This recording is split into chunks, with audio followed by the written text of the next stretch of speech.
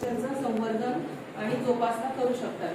बरोबर आहे की नाही? या गोष्टी सगळ्यांसाठी अतिशय सोप्या आणि तुम्ही आरामात करू शकता त्या गोष्टी.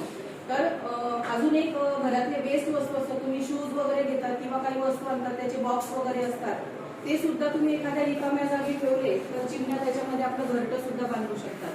बरोबर आहे की? त्यांना अन्न द्या, पाणी द्या, किंवा त्यांनी जर घरटे बांधलं आपल्या घरात एखाद्या ठिकाणी तर ते तोडू नका, ते तसंच राहू द्या, त्यांना आसरा द्या.